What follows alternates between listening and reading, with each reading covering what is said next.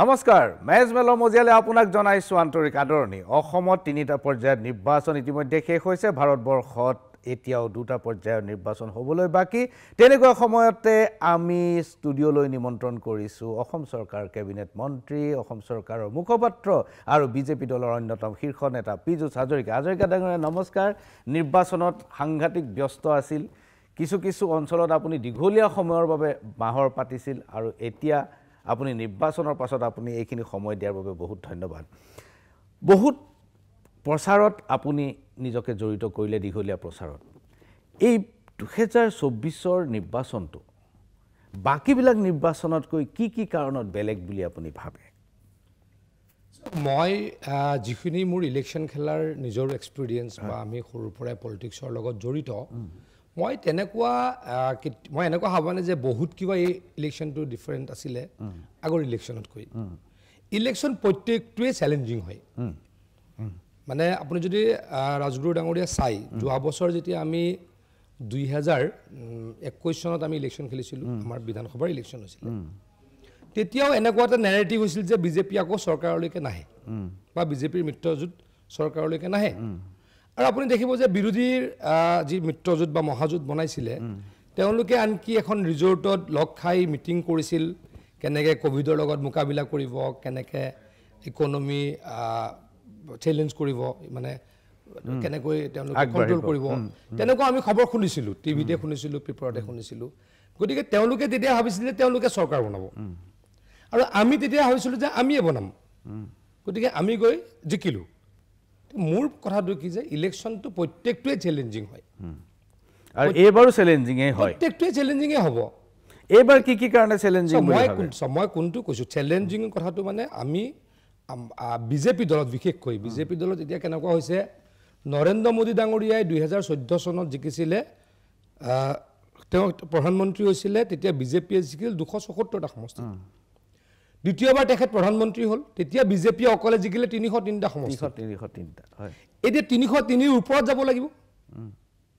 গোল সেটটোৰ ওপৰত কৰা হৈছে 303ৰ ওপৰত যাব লাগিব 400 সেট কৰা হৈছে ঠিক আছে 400 সেট কৰা হৈছে 400ৰ আশে-পাশেতো থাকিব লাগিব হেতুৱে আমি সবতকৈ ডাঙৰ চ্যালেঞ্জ নিজে লৈ ললো আৰু গোল সেটটো কোনো কৰি দিয়া নাই নৰেন্দ্ৰ মোদী ডাঙৰীয়াই এটো সেট কৰিছে বা আমাৰ পাৰ্টিৰ শীৰ্ষ নেতৃবৃন্দই সেট কৰিছে গতিকে আমাৰ গোলটো খুব ডাঙৰ আমাৰ লক্ষ্যটো ডাঙৰ হে লক্ষ্যটো আমি লক্ষ্যত উপনীত হ'বলৈ আমাৰ অলপ ডেফিনেটলি কাম কৰিবলগীয়া বহুত হয় বেছি চ্যালেঞ্জ বুলি বেছি শ্ৰম দিব লগা বেছি শ্ৰম দিব লাগিব 303টা সমষ্টিত বিজেপি জিকিছিল এটা যদি 320টা 315টা 330টা লৈকে যাব লগা হয় অকলে মই বিজেপি কৈছো 400 এনডিএ 400 মই বিজেপি কোৱা নাই আমাৰ দলে বিজেপি কোৱা নাই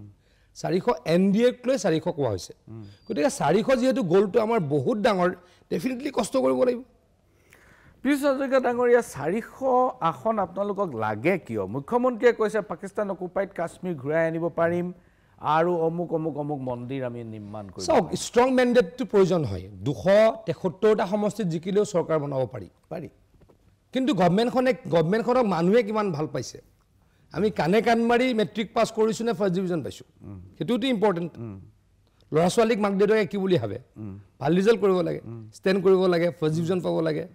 5টা 6টাতে লেটাৰ পাব গোটেইকেইটা সাবজেক্টতে লেটাৰ পাব লাগে আৰু কোনোবাই কানে কান মাৰি পাছ কৰে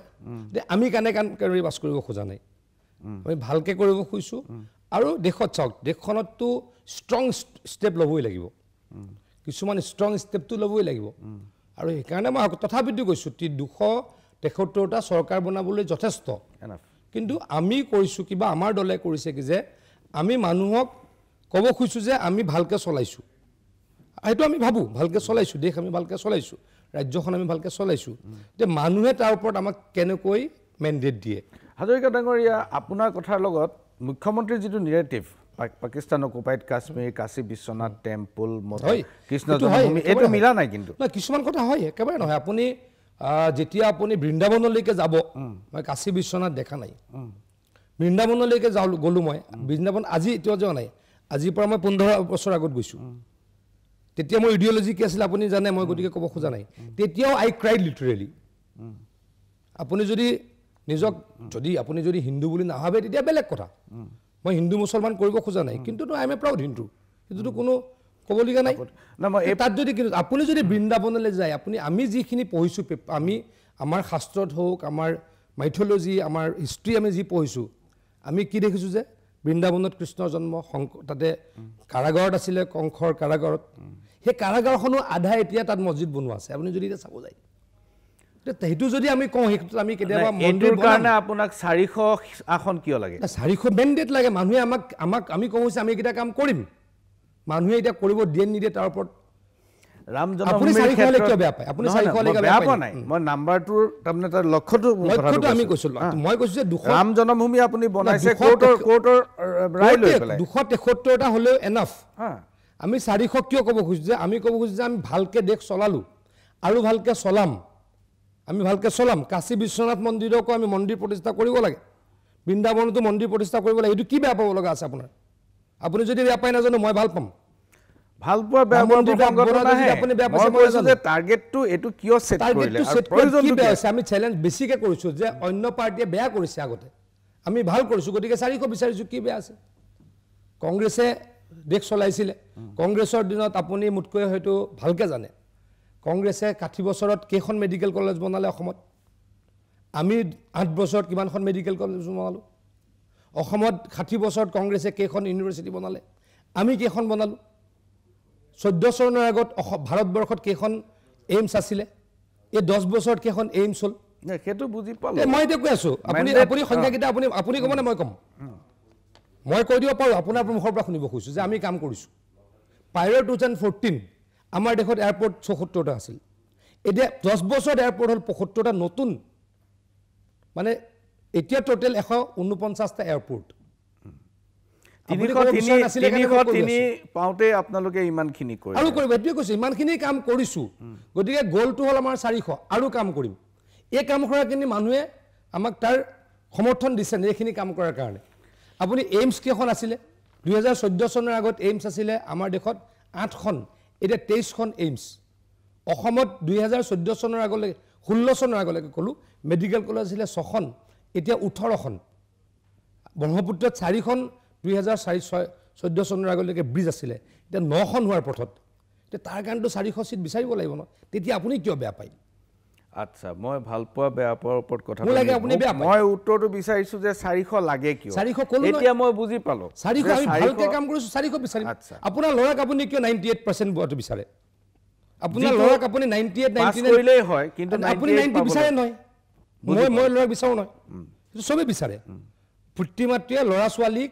98 99 পোৱাটোৱে বিচাৰে 400 যে গ'ল সেট কৰিছে 303 আপোনালোকৰ যোৱাবাৰৰ সংখ্যা আছিল এইবাৰ আপোনালোকে কিমান মান পাম বুলি আশা কৰিছে মইতো ভাৰতবৰ্ষত বহুত বেলেগ জেগাত যোৱাই নাই অসমত ইলেকশ্যন খেলি মই গুৱাহাটীৰ বাহিৰলৈকে মানে অসমৰ বাহিৰত ক'তো যোৱাই নাই কিন্তু মই যিখিনি গম পাওঁ বিজেপি অকলে 320ৰ পৰা 30টা সমষ্টিত জয়লাভ কৰিব বুলি 320ৰ পৰা 30 মই শুনি আছোঁ তেনেকৈ মই মোৰ ইমান মই সেইটো বুজিছোঁ দৃঢ়তাৰে কোৱা নাই কাৰণ মই শুনি আছোঁ মই ক'তো যোৱাই নাই আপোনাৰ যোগাযোগ আছে অলপ আছে ডেফিনেটলি আছে মই কথা পাতি আছোঁ কিন্তু 400ৰ আশে-পাশে NDA 400ৰ আশে-পাশে সমষ্টিত জিকিব হাজৰিকা ডাঙৰীয়া 16 মে তাৰিখে মুখ্যমন্ত্ৰীয়ে সভাত কৈছে অসমৰ বাহিৰৰ সভাত যে অসমত 1,25 লাখ বিদেশী আছে আৰু আইনৰ সহায় লৈ আপোনালোকে বিদেশীৰ ঠেং ভাঙি দিয়ক এতিয়া এইবাৰ ব্যতিক্ৰম এইটোৱে যে 2024ত আপোনালোকে বিজেপি দলে মুছলমানৰ ওচৰত ভোট বিচাৰি কৈছে যে আপোনালোকে আমাক ভোট দিয়ক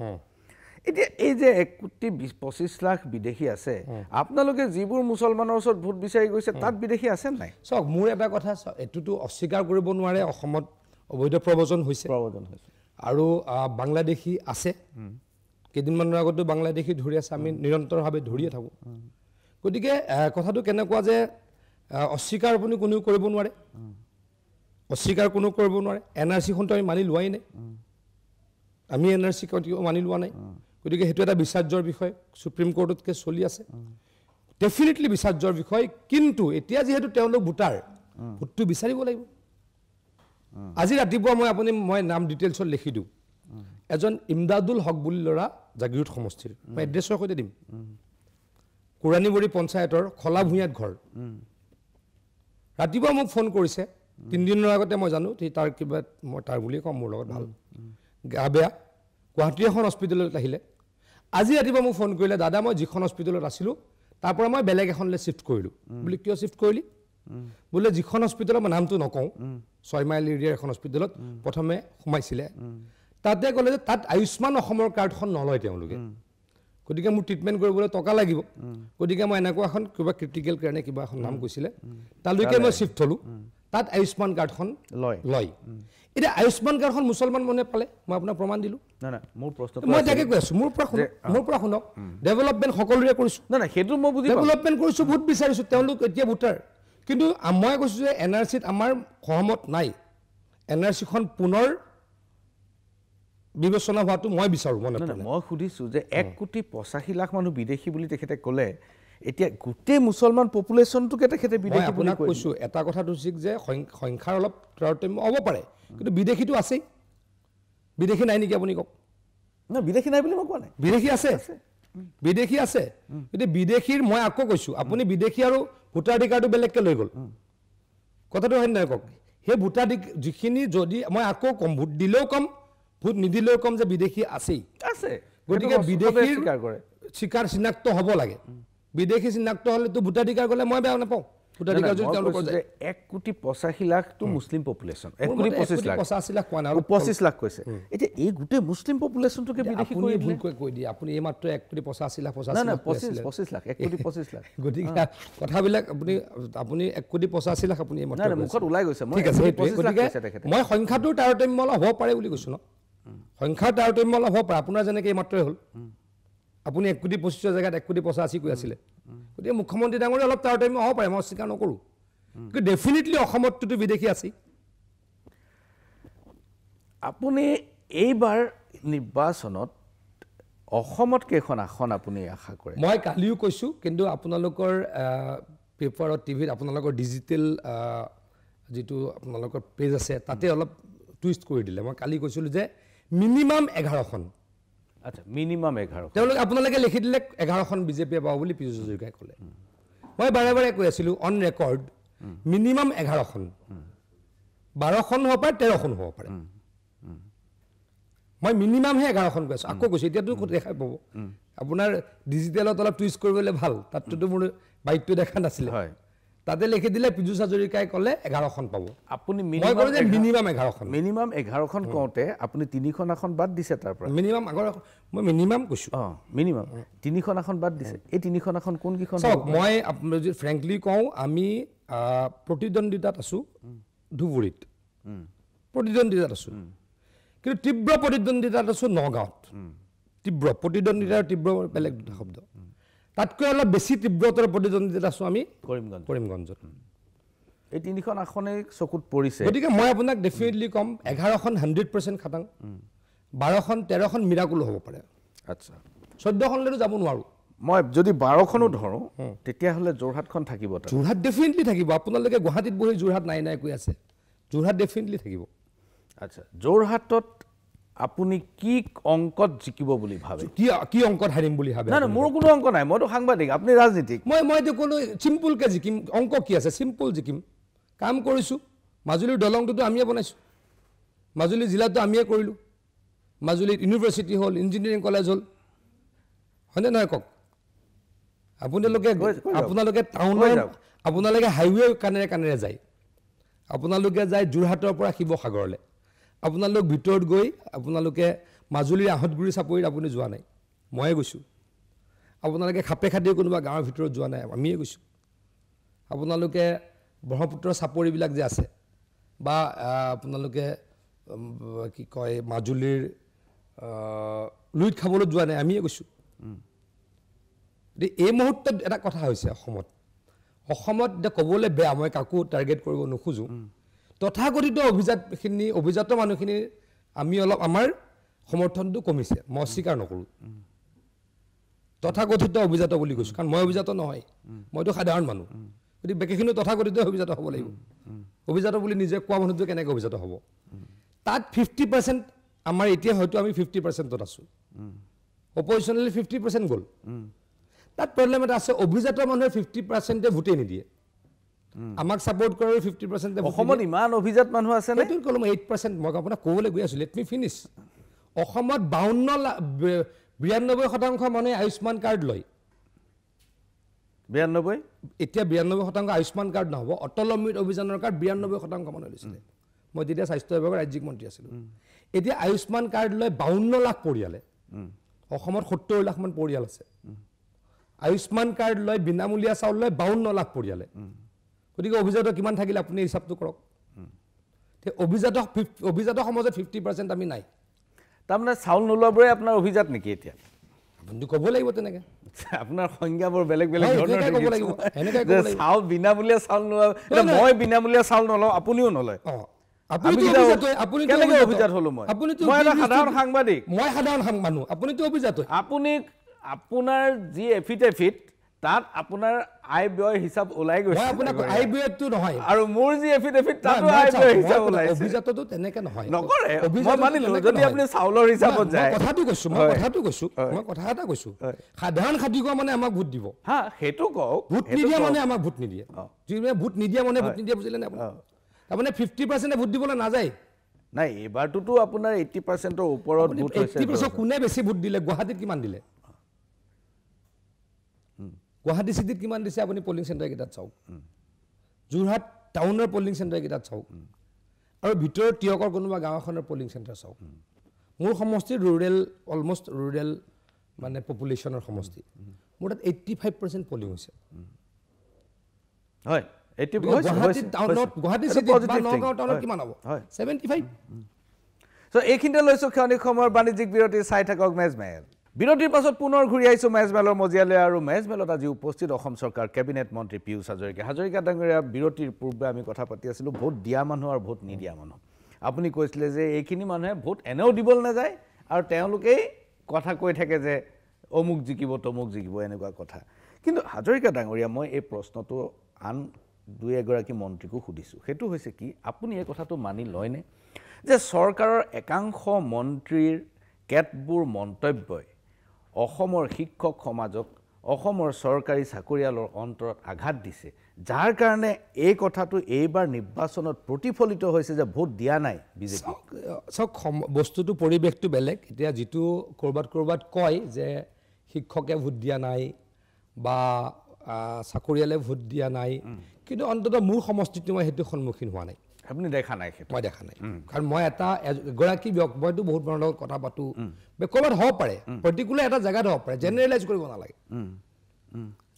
কৰিব নালাগে মই মোৰ সমষ্টিত অন্ততঃ জাগিৰোডত মই দেখা নাই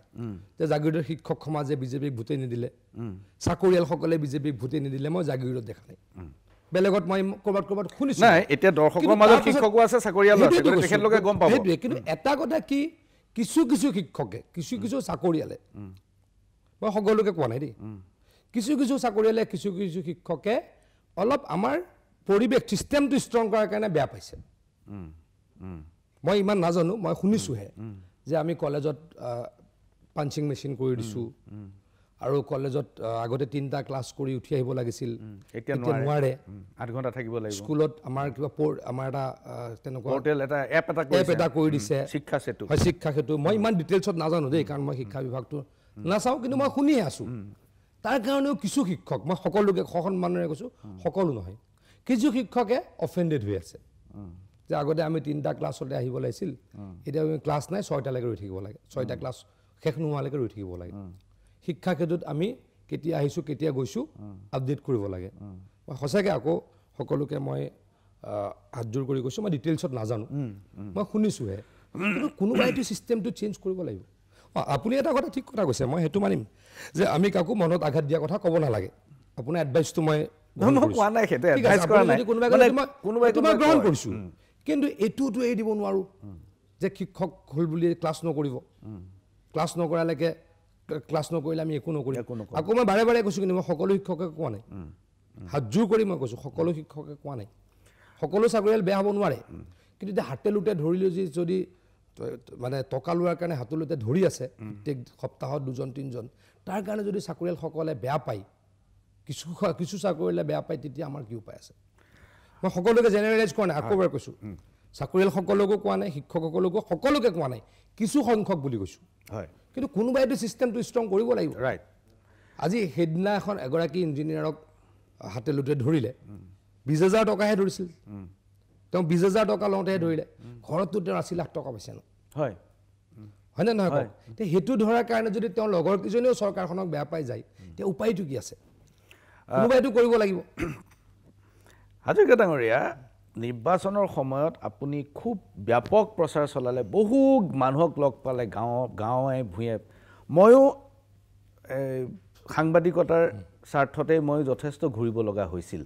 আৰু নিৰ্বাচন পৰৱৰ্তী অৱস্থাটো যিখিনি সময় পাইছোঁ আমি অন্তত গৈছোঁ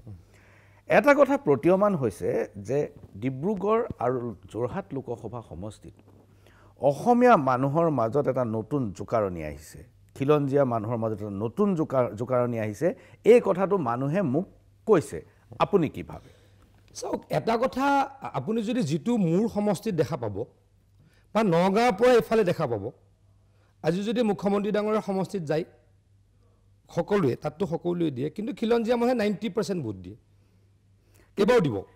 এতিয়া এই কথাতে মই ক'ব এই নেৰেটিভটো মই কৈ আছোঁ যে মূৰ সমষ্টিত যাওক ভগৱানে কৰিলে মূৰ সমষ্টিত এইবাৰো অসমীয়া খিলঞ্জীয়া মানুহে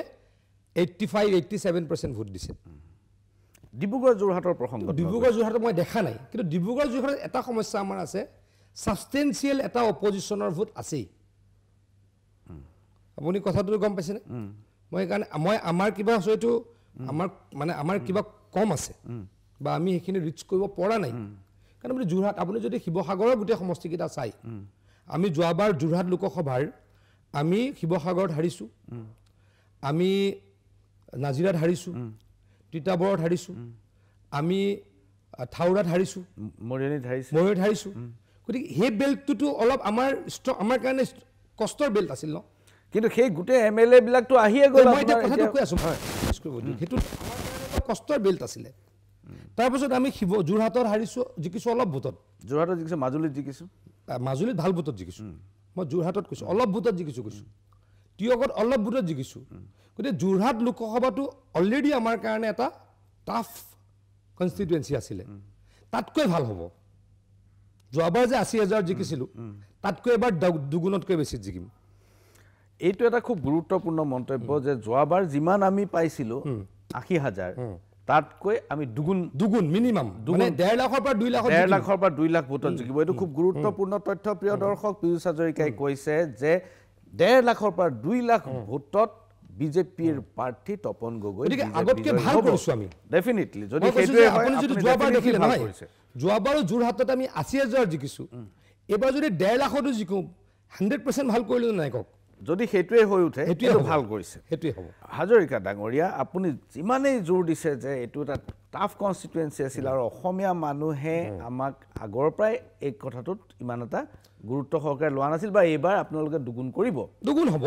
নিৰ্বাচনৰ মাজতেই ৰাজেন গোহাঁই ডাঙৰীয়াই কৈ দিলে যে কংগ্ৰেছটো চৰ্চাতেই থাকিব নালাগিছিল এতিয়া কংগ্ৰেছ চৰ্চালৈ আহি গ'ল কংগ্ৰেছ কণ্টেষ্টত আহি গ'ল নহয় ইলেকশ্যনৰ ৰিজাল্টত আপোনালোকে দেখাব এইটোতো 4 তাৰিখে ক'ব পাৰিম মইতো কংগ্ৰেছ বহুত চৰ্চাত আছে বুলি মই ভাবাই নাই যোৰহাটত অলপ থাকিবই লাগিব বুলি কৈছোঁ নহয় যোৰহাটত যোৱাবাৰ 80,000 ভোটতে জিকিছিলোঁ যোৰহাটততো যোৰহাট লোকসভা এৰিয়াততো কংগ্ৰেছৰ ষ্ট্ৰং হোল্ড আছিল ন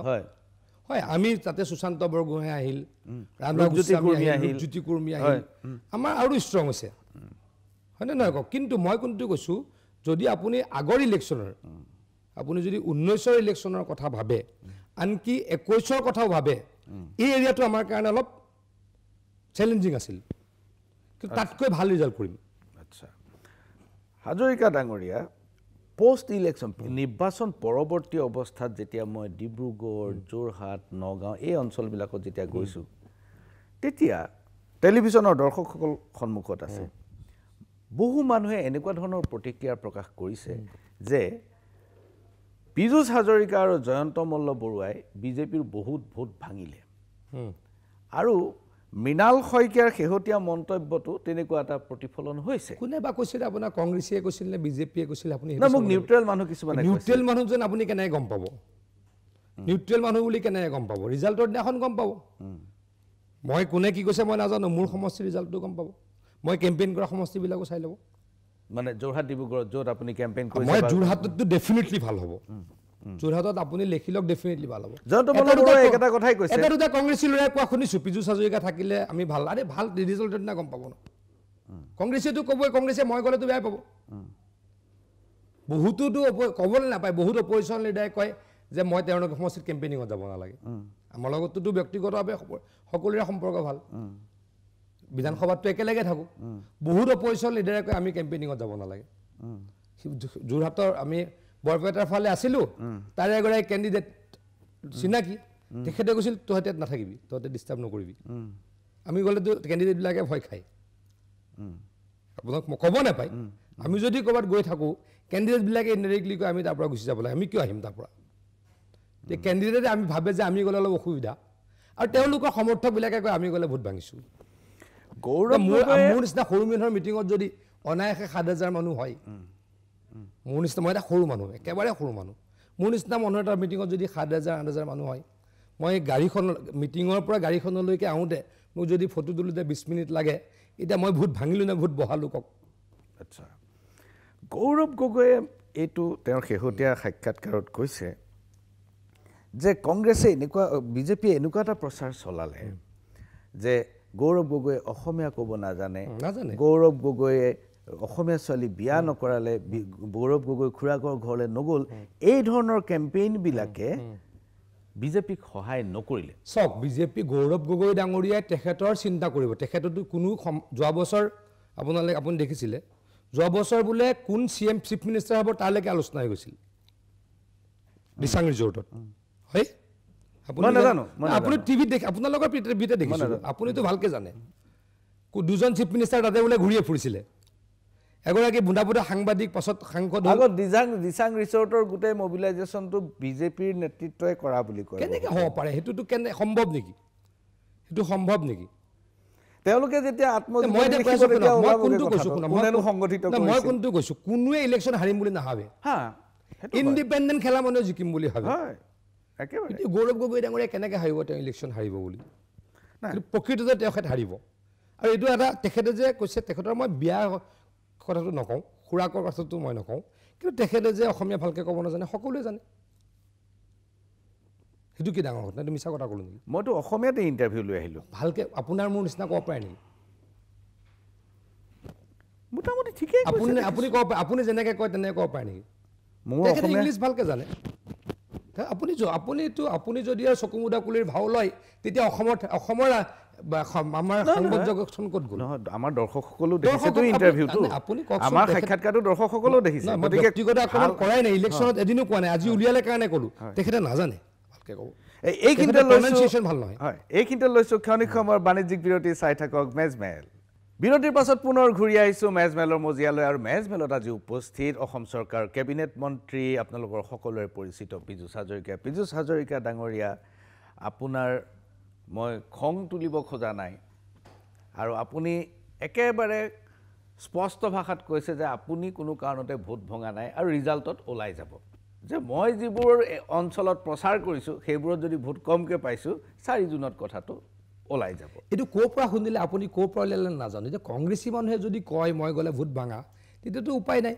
আজিলৈকে মুখ্যমন্ত্ৰী ডাঙৰীয়াই মোক য'লৈকে পঠাইছে যিমানটা বাই ইলেকশ্যন হৈছে প্ৰত্যেকটো বাই ইলেকশ্যনত সন্মুখৰ পৰা মই ইলেকশ্যনত আছোঁ আপোনালোকে যদি যিমান কাউন্সিলৰ ইলেকশ্যনত মোক পঠাইছে ফলত আপুনি 100% ৰিজাল্ট দেখিছোঁ আপুনি কাৰ্বি আংলঙত 26টা জিকিছোঁ আৰু ডিমা হাজাওত এতিয়ালৈকে দুবাৰ মই থাকি ইলেকশ্যন খেলিছোঁ কাৰ্বি আংলঙত দুবাৰ মই থাকি ইলেকশ্যন খেলিছোঁ থাউৰাত মই থাকি ইলেকশ্যন খেলিছোঁ মাজুলীত মই থাকি ইলেকশ্যন খেলিছোঁ আৰু ৰূপজ্যোতি কুৰ্মীৰ লগত আৰু আগত যেতিয়া আমাৰ ৰাজেন বৰঠাকুৰ প্ৰয়াত ৰাজেন বৰঠাকুৰৰ বাই ইলেকশ্যন আছিল তাত মই আছিলোঁ প্ৰত্যেকটো ইলেকশ্যনততো আমি 100% দিছিলোঁ এতিয়া কোনে ক'লে আপোনাক মই নাজানো গতিকে বিৰোধীয়ে কেতিয়াবা কয় মানি ল'ব লাগে ইলেকশ্যনৰ ৰিজাল্টত গম পাব যেনেকৈ জয়ন্ত মল্লবৰুৱা ডাঙৰীয়াই কৈছে কালি তেখেতৰ সমষ্টিত 50,000 লিড হ'ব মোৰ তাত 80,000 লিড হ'ব সেইদিনাখন ৰাইজে গম পাব পীযুষ হাজৰিকা ডাঙৰীয়া অখিল গগৈ আৰু গৌৰৱ গগৈ দুয়োজনে এই কথাটো অভিযোগ আনিছে যে নিৰ্বাচনত বিজেপিয়ে বিস্তৰ টকা বিতৰণ কৰিলে প্ৰমাণ দিয়ক প্ৰমাণ আছে নেকি নাই বিতৰণ কৰাৰ প্ৰমাণ নাই ক'লেই হৈ গ'ল নেকি হাৰিব যে সেইটোৱে কথা আচ্ছা যেতিয়া ইলেকশ্যন হাৰে তেতিয়াই কৈ দিয়ে টকা বিলালে অমুক কৰিলে তমুক কৰিলে মানুহবিলাক কি পণ্য নেকি তেওঁলোকে এইবিলাক কথা কৈ কৈ মানুহবিলাকক একচুৱেলি অসন্মান কৰে কিন্তু হাজৰিকা আপুনি যদি কৈ দিয়ে যে কোনোবাই ৰাজগুৰুৰ প্ৰশান্ত ৰাজগুৰু ডাঙৰীয়া টকা লৈ ভোট দিলে আপোনাৰ আত্মসন্মান লাগিব নিশ্চয় লাগিব এনেকৈ যদি কৈ দিয়ে যে বিজেপিয়ে বিস্তৰ টকা বিলালে গোটেই মানুহবিলাকৰ আত্মসন্মান লাগিব নালাগিব তেওঁলোকে মানুহক এইটো কৰি কৰি আঘাত দিয়ে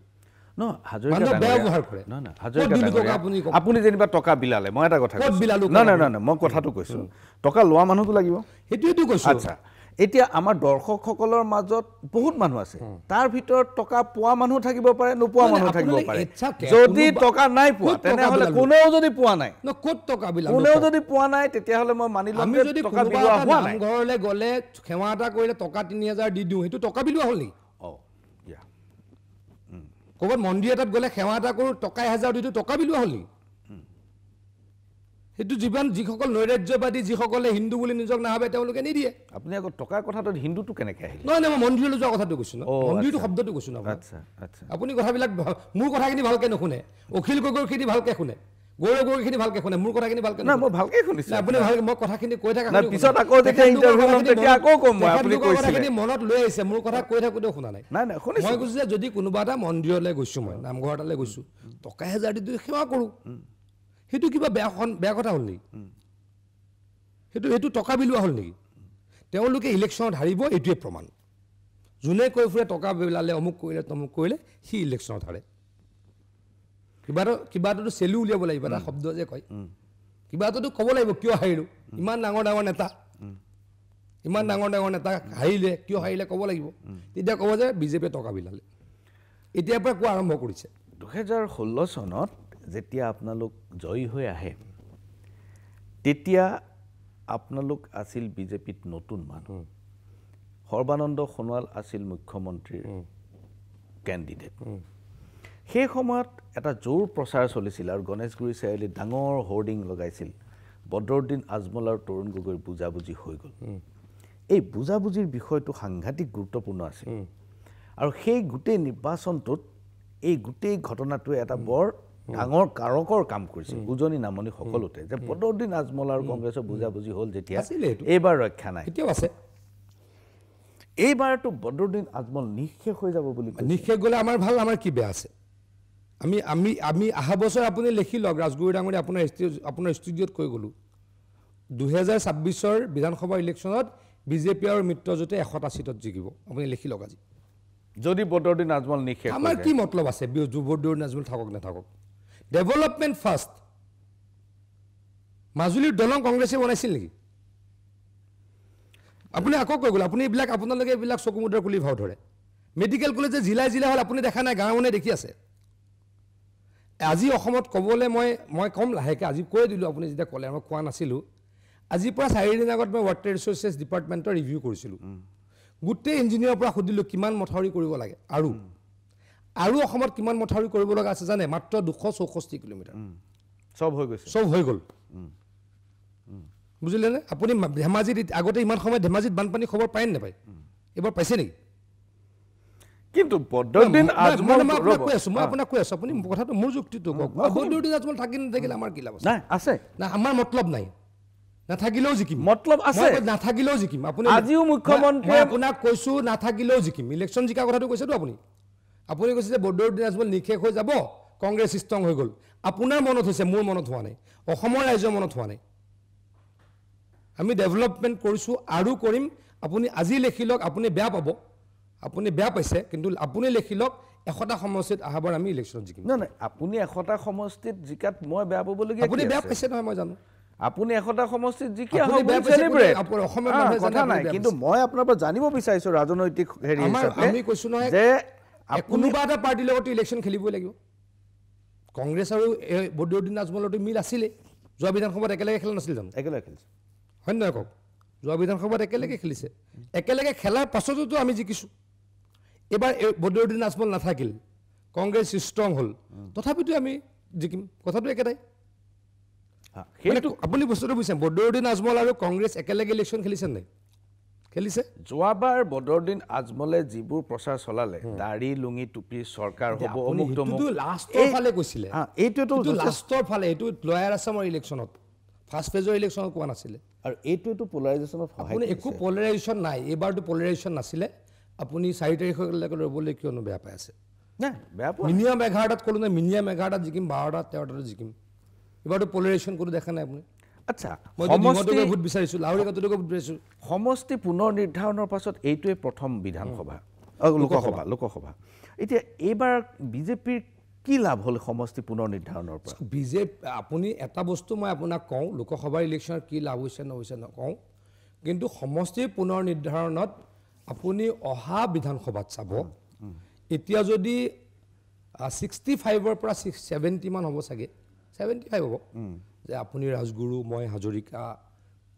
কোনোবা শৰ্মা কোনোবা কলিতা কোনোবা গগৈ কোনোবা দাস এনেকুৱা যিখিনি আমাৰ খিলঞ্জীয়া মানুহ এতিয়া 70টা মান এমএলএ আছে হয়নে কিন্তু ইলেকশ্যন কমিশ্যনে যিটো ডিলিমিটেশ্যন কৰিলে তাৰ পৰা মই ভাবোঁ এই খিলঞ্জীয়া যিখিনি নামত আপুনি টাইটেল মই খিলঞ্জীয়া শব্দৰো বাৰু হেৰি বুলি কয় মই সেইটো ওপৰত ক'ব খোজা নাই কিন্তু মই কিন্তু কলিতা বৰুৱা শইকীয়া গগৈ বৰগোহাঁই হাজৰিকা দাস শৰ্মা এনেকুৱা উপাধিৰ মানুহ 85 জন আহিব জিকি 85 চিটছ 85খন আসনত খিলঞ্জীয়া মানুহৰ এইটো বস্তু লোকসভাত কিয় প্ৰতিফলন নহয় লোকসভাত প্ৰতিফলন লোকসভাত আমিতো 11টাত জিকিম ন লোকসভাত প্ৰতিফলন হয় নহয় আপুনি দেখা পাব কিন্তু আমিতো 11টাত জিকিম মিনিমাম কৈছোঁ মই 12টাতো জিকিমেই মই মিনিমাম এটা লগাই দিছোঁ মই মুখ্যমন্ত্ৰী ডাঙৰীয়া যি কয় সেই হয় অসমত তেখেতে 12টাত কৈয়ে দিছে গতিকে মই আকৌ কৈছোঁ 100% কনফাৰ্ম হ'ল 11টা আৰু এটাতো জিকিমেই গতিকে 12টাতো জিকিম 12টা জিকিলে যোৱাবাৰ আমি 10টা জিকিছিলোঁ যোৱাবাৰ কৈতো ভাল হ'ল ন কিন্তু বিধানসভাত আপোনালোকে চাব যিটো ভাৰতৰ নিৰ্বাচনী আয়োগে ডিলিমিটেশ্যন কৰিলে সেইটো খিলঞ্জীয়া মানুহৰ কাৰণে আশীৰ্বাদ হৈ ৰ'ল সেইটো কোনোবাই অস্বীকাৰ কৰিব পাৰে মানে মুখামুখিকৈ অস্বীকাৰ কৰিব পাৰে আপুনি ধৰক টিভিত অস্বীকাৰ কৰিব পাৰে মনৰে আপুনি ক'ব নোৱাৰে আপুনি যিহেতু প্ৰশান্ত ৰাজগুৰু গতিকে যিদিনাখন 26ৰ ইলেকশ্যন হ'ব সেইদিনাখন আপুনি ভাৰতৰ নিৰ্বাচন আয়োগক ধন্যবাদ মনে মনে হ'লেও দিব লাগিব নিৰ্বাচন যে 85 জন খিলঞ্জীয়া মানুহ অসমত বহু দিনৰ পাছত বিধায়ক হ'ল এইখিনিতে লৈছোঁ ক্ষণিক সময়ৰ বাণিজ্যিক বিৰতি চাই থাকক মেজমেল বিৰতিৰ পাছত পুনৰ ঘূৰি আহিছোঁ মেজমেলৰ মজিয়ালৈ আৰু মেজমেলত আজি উপস্থিত পীয়ুষ হাজৰিকা ডাঙৰীয়া আমি পাতি আছিলোঁ আজমলৰ কথা আৰু আপুনি কৈ আছে আজমল নিচিহ্ন হ'ল থাকিল আমাৰ কাৰণে ডাঙৰ কথা নহয় কিন্তু আজমল নাথাকিলে আপোনালোকে মেৰু বিভাজনটো কৰিব নোৱাৰে মেৰু বিভাজন কিয় লাগে আমাক সেইখিনি সময়ত এটা সঁচা কথাটো কোৱাটোত মেৰু বিভাজন নাছিল নহয় বদৰুদ্দিন আজমল বা সেই যিটো কনচেপ্ট